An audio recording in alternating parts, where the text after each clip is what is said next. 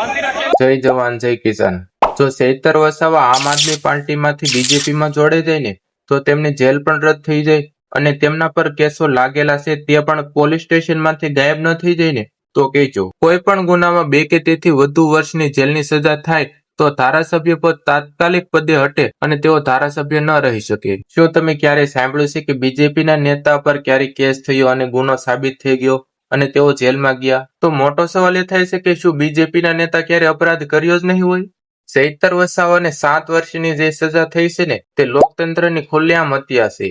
નકલી એન્કાઉન્ટર કરી 2 ગુનાઓના ખૂન વેઠનારાઓ, ફરજી એન્કાઉન્ટર કરનારાઓ સામે નહીં, દેશને હિન્દુ અને મુસ્લિમના નામે વિભાજિત કરી તલવાર અને ત્રિશુલ વેચનારાઓ સામે નહીં, મારા અને તમારા જેવા ઘણા લોકોના કરોડો રૂપિયા સ્કેમ કરનારા વ્યક્તિઓ સામે નહીં, બુટલેગરો, ગુંડાઓ, મવાલીઓ સામે નહીં, દેશમાંથી 1600 કરોડનો કોયલો ગાયબ છે તેમની માથે નહીં।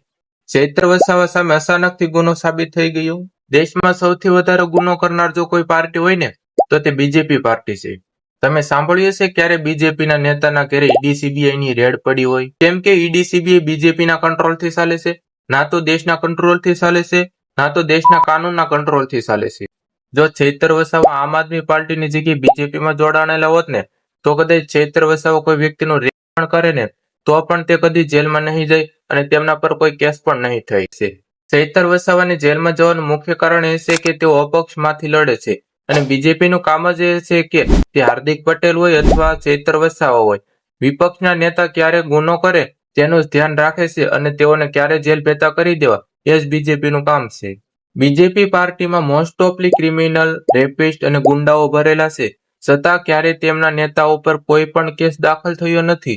દિલ્હીમાં જ્યારે ચૂંટણી થવાની હતી ને ત્યારે અરવિંદ કેજરીવાલને દારૂના ગોટાળામાં ખોટા કેસો લગાડી અને જેલ મોકલી દેવામાં આવે છે। એટલે અરવિંદ કેજરીવાલ ના તો ચૂંટણીનો પ્રચાર પણ કરી શકે અને ના તો ચૂંટણીનું મેનેજમેન્ટ પણ કરી શકે અને ત્યારબાદ 1 વર્ષ પછી ખબર પડે છે કે અરવિંદ કેજરીવાલ નિર્દોષી છે।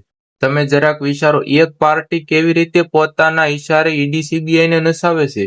અરવિંદ કેજરીવાલ 5 મહિનાની જેલ, મનીષ સિસોદિયા 17 મહિનાની જેલ, સંજય સિંહ 6 મહિનાની જેલ, સત્યેન્દ્ર જૈન 2 વર્ષ અને 6 મહિનાની જેલ।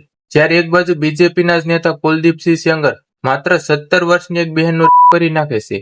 આ બહેન ત્યાં કુલદીપસિંહ સેંગરના ઓફિસે કોઈ કામ માટે આવ્યા હતા અને જ્યારે આ બહેન પોલીસ સ્ટેશનમાં જઈ કુલદીપસિંહ સેંગર સામે એફઆઈઆર દાખલ કરાવે છે ને ત્યારે પોલીસવાળા આ એફઆઈઆર લખવા પણ તૈયાર થતા નથી અને ત્યારબાદ આ કુલદીપસિંહ સેંગર આ બહેન સાથે ગેંગરેપ પણ કરે છે। અને જો આ પોલીસવાળા કદાચ કુલદીપસિંહ સેંગર સામે એફઆઈઆર લખવા પણ તૈયાર થાય ને તો કદાચ જે કોઈ પોલીસે એફઆઈઆર લખી હોય ને તો તે પોલીસ કર્મી પણ સસ્પેન્ડ થઈ જાય। આવો રુતબો બનાવેલો છે બીજેપી વાળાએ અને બીજેપીના નેતા કુલદીપસિંહ સેંગરે।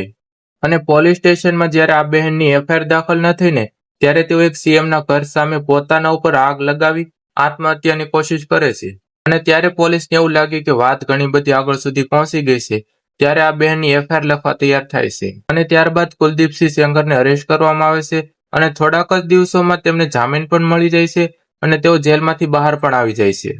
પાર્લામેન્ટમાં બીજેપીના મોસ્ટ ઓફલી ક્રિમિનલ, ગુંડાઓ અને રેપિસ્ટ ભરેલા છે, છતાં ક્યારેય તેમના ઘરે ઈડી સીબીઆઈ અથવા પોલીસ આવી નથી।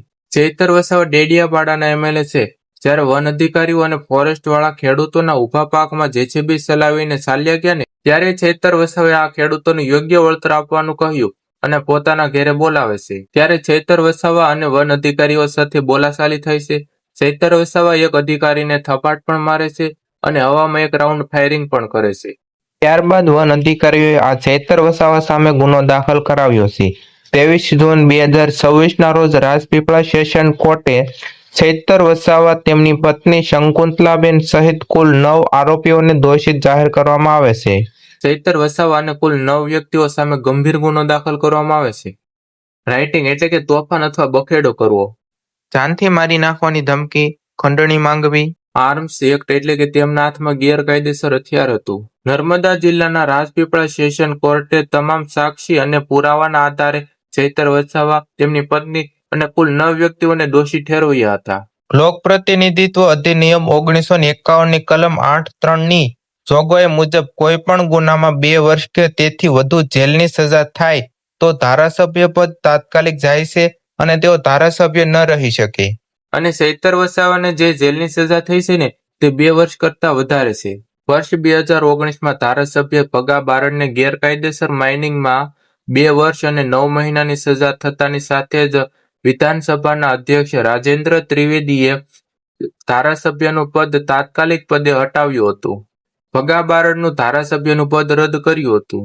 જ્યારે ભગા બારડ હાઈકોર્ટમાંથી સ્ટે લઈને આવ્યા ત્યારે માર્ચમાં રદ થયેલું ધારાસભ્યનું પદ નવેમ્બર 2019માં પાછું ફરીથી મળ્યું હતું. હાર્દિક પટેલ શું કામ ભારતીય જનતા પાર્ટીમાં જોડાણા? કેસ ભલે અદાલતનો હોય કે ન હોય, પણ મહત્વની વાત એ છે કે રાષ્ટ્રદ્રોહ જેવા ગંભીર ગુના ચાલતા હોય, સજા ભલે 2 વર્ષની હોય કે ન હોય. હાર્દિક પટેલ બીજેપીમાં જોડાણા એટલે તેમના તમામ ગુનાઓ રદ થઈ ગયા અને કેસોની ફાઇલો પણ ગાયબ થઈ ગઈ. જો તમે વિડીયોમાં અહીંયા સુધી પહોંચ્યા હોય તો વિડીયોને લાઇક કરી દેજો અને અમારી ચેનલ પર નવા હો તો ચેનલને સબસ્ક્રાઇબ કરી દેજો. તમારું શું કહેવું છે કે ચૈતર વસાવાને 7 વર્ષની સજા થવી જોઈએ? તે અમારા કોમેન્ટ બોક્સમાં જરૂરથી જણાવી દેજો.